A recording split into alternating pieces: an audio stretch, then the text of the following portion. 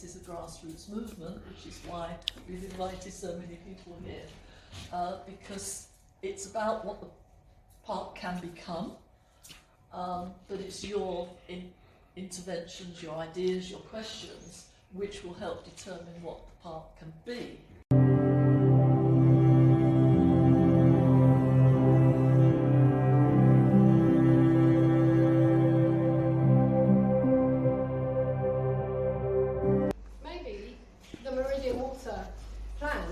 Should think of something much bigger than just that one little space that they were talking about, and they should really think a bit more carefully about how they can create better routes up to the other green spaces and how they can incorporate the spaces, even though they're on the other side of the border. So we're in a border between Waltham Forest and Enfield, which always creates problems, obviously, with kind of maintaining and managing green spaces. The borderland is always tricky.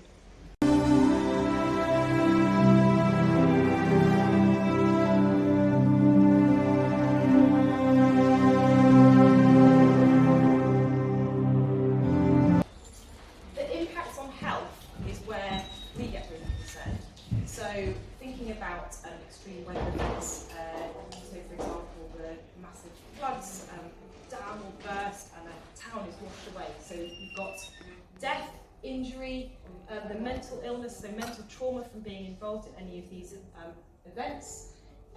Heat stress is a terrible stressor on the body, which we'll go into a little bit further in further slides.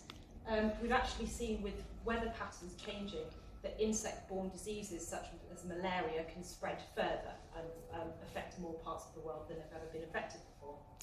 And then things like lung disease. So climate change causes air pollution, and air pollution can also increase the effects of climate change. So all of this is terrible for human health.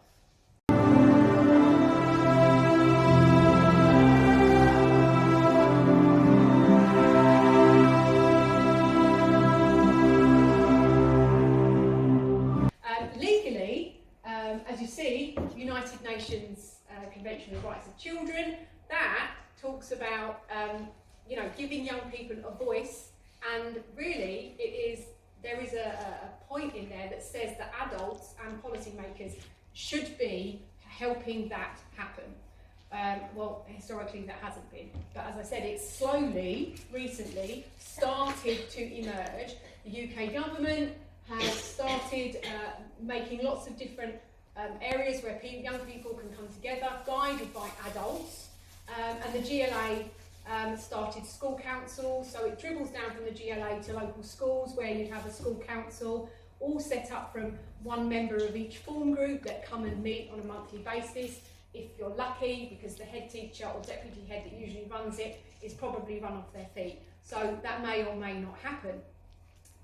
But that is all very insular because it's all decisions based on the school itself.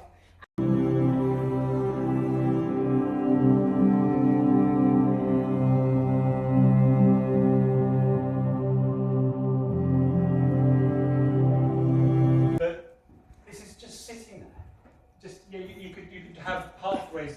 The bridges come down through here. You could easily have pathways cutting across, making the area much more accessible.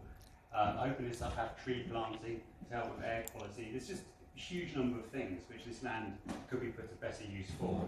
It's just sitting there idle. You can see here just remnants of football goals. Sometimes I've seen places where the goals are just disappearing underneath the grass in there.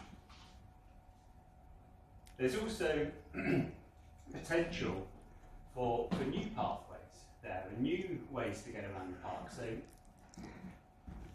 this is what we call the Northern Wetlands as a working title at the moment. And there's a pathway, or actually a track that runs all the way up through here and up along the William Girling Reservoir. And that you can't get through because it's just fenced off. So you've got these sort of really kind of potentially attractive routes that could be used to help open up an area which is really, really difficult to get around, but just blocked off from public use, which could easily be opened up.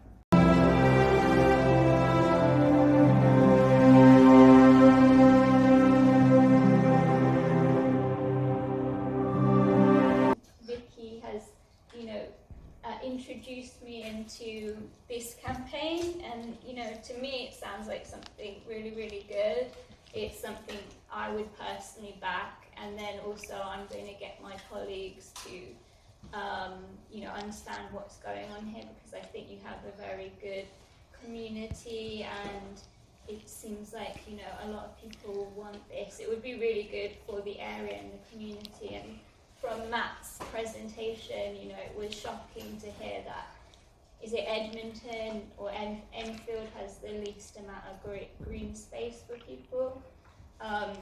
You know, over the recent 10, 20 years, there's been a lot of talk about how, you know, they've done research and found out green spaces are really good for people. So, you know, yeah, we do need to get more of this. It's good for people's mental health. And the canal is a green space nearby, and if you guys can, if we can all regenerate this park and improve the connectivity both for humans, for us, and wildlife, that would be amazing,